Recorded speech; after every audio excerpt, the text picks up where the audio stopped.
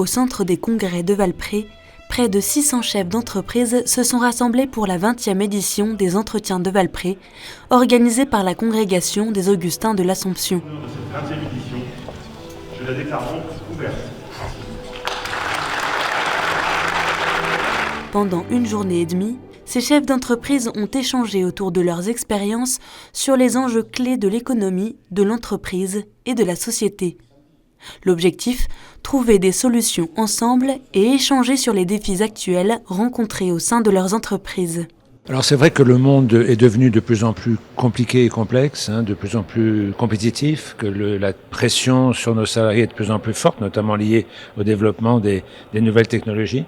Donc il y a toujours cette question de dire finalement comment on arrive à améliorer la performance tout en étant soucieux de nos collaborateurs, nos collaboratrices. Je pense que cette tension, elle existe en permanence. Alors ici, je cherche de l'inspiration auprès de ces personnes, de ces grands invités qui interviennent sur des thématiques qu'ils connaissent, qu'ils maîtrisent. Certains, la plupart, ont beaucoup plus d'ancienneté que je n'en ai en tant que chef d'entreprise. Donc voilà, je trouve que c'est intéressant d'écouter la sagesse de ceux qui nous ont précédés. On le voit bien aujourd'hui d'ailleurs, l'Europe a été un outil fantastique de cohésion. Pour les entrepreneurs, ces entretiens de Valpré veulent être un lieu de ressourcement. Le sujet choisi pour cette année, quelle économie souhaitable ? La particularité de cette année, c'est qu'on a choisi de parler d'un thème prospectif. On a intitulé l'économie souhaitable. Quelle économie voulons-nous ? Quel monde voulons-nous construire ? De quelle économie rêvons-nous ? Et donc l'idée, c'est plutôt que de regarder en arrière sur les 20 ans, c'est plutôt de regarder plutôt 20 ans en avant et de définir qu'est-ce que peuvent être les paramètres, les caractéristiques de cette économie que nous souhaitons. Le thème aujourd'hui sur l'économie souhaitable, c'est quelque chose de très surprenant comme expression. Qu'est-ce qui est souhaitable ? Est-ce que c'est un rêve ? Est-ce que c'est de l'utopie ? Est-ce qu'on veut tout changer ? Est-ce qu'il faut tout révolutionner ? Je pense que l'entreprise, elle n'arrête pas de se révolutionner. Je veux dire, si elle ne change pas, si elle n'innove pas, elle finit par mourir puisqu'elle ne répond plus aux attentes. Et on voit bien que la société, la jeunesse, le monde évolue extrêmement vite. Et je pense que les gens ont pris conscience que l'homme n'était pas immortel. Et il faut évidemment tout faire sur Terre pour essayer de changer, de rendre les choses plus belles et la société plus belle. Il y a beaucoup de fonctionnements qu'on peut voir encore dans les entreprises, dans la manière dont on pense et on organise le travail, qui est incohérent en fait avec notre monde d'aujourd'hui. Une des questions les plus discutées aujourd'hui est la création de conditions de travail. C'est apprendre à vivre ensemble de façon respectueuse, quelles que soient les cultures, les origines, les histoires de chacun et chacune qui font nos organisations. Mais aussi, c'est s'assurer d'une culture managériale qui permette de prendre conscience à chaque individu qu'il est valorisé au sein de l'organisation. Je suis convaincue que si chaque organisation faisait ça, on aurait aussi des citoyens plus heureux parce que je pense que ce sentiment d'utilité au collectif, en fait, c'est ce dont on a besoin en tant qu'être humain. Les jeunes ont besoin qu'on leur parle au cœur, ils ont besoin de sens, ils ont besoin de savoir pourquoi ils travaillent.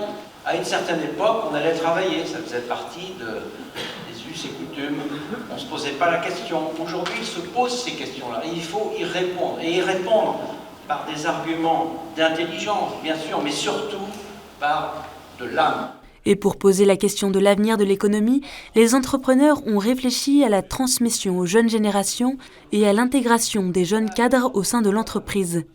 Pour le général Pierre de Villiers, ils ont besoin d'avoir du sens dans leur travail plutôt que de performances financières. La jeunesse aujourd'hui, moi j'ai totale confiance dans cette jeunesse. Je crois qu'elle a soif de cœur, elle a soif de tripes, elle a soif de sens, de raison d'être. C'est ce qu'on entend partout dans les entreprises, dans la rue. Et peut-être qu'on lui parle trop à l'intelligence, de gain de productivité, de réorganisation. Mais ce qu'elle souhaite, c'est ce supplément d'âme. Fais de ta vie un rêve et du rêve une réalité, la magnifique phrase de Saint-Exupéry. C'est ça que notre jeunesse attend. En tout cas, c'est mon avis. Je pense que les jeunes aujourd'hui, ils ont besoin d'un projet qui les corresponde, dans lequel ils se sentent écoutés. Il y a une grande partie de la jeunesse, à mon sens, qui ne se sent pas écoutée aujourd'hui. Je pense que notre génération est particulièrement sensible à l'enjeu de l'économie souhaitable au travers de différents sujets comme l'écologie, l'impact sur la société.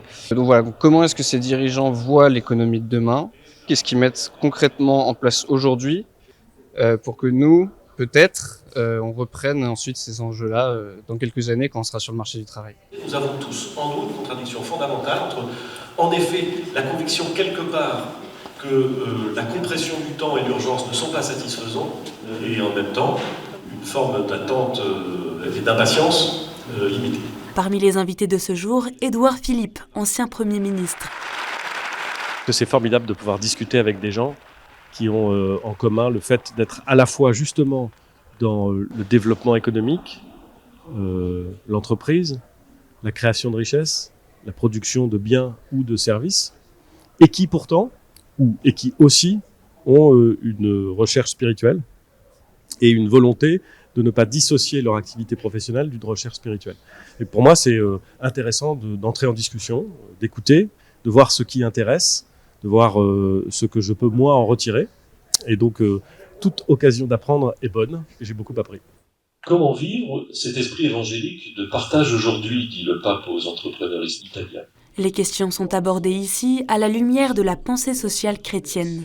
Pour les entrepreneurs, je crois que c'est important aujourd'hui de contribuer à un renouveau de l'économie pour qu'elle soit basée sur la justice, sur la dignité des pauvres, sur les relations interpersonnelles, sur la défense de la terre.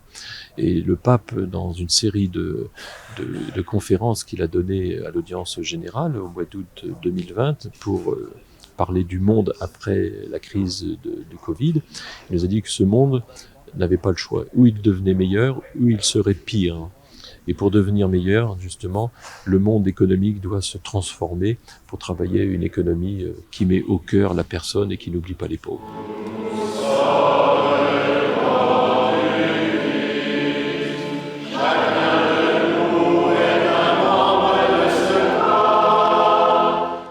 Temps fort de ces journées, la messe qui a clôturé cette rencontre.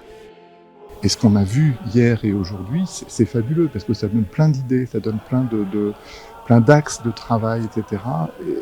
Et voilà, c'est enrichissant, comme on dit, c'est du lourd. Et je repars aujourd'hui avec les poches pleines et le cœur plein d'espoir aussi. Il y a quand même énormément de choses à faire. Il faut aller à la rencontre des gens et ne pas attendre évidemment que les personnes viennent vers nous. C'est ce qu'a fait Jésus tout au long de sa vie. Il n'est pas resté planqué dans un bureau. Il est sorti, il est allé à la rencontre des plus marginaux, des plus vulnérables. Il est allé aussi au contact des Juifs et des pharisiens pour en effet faire bouger les choses et innover. Je pense que le Christ est un très beau modèle pour un chef d'entreprise et ça m'anime aussi dans mon travail de tous les jours.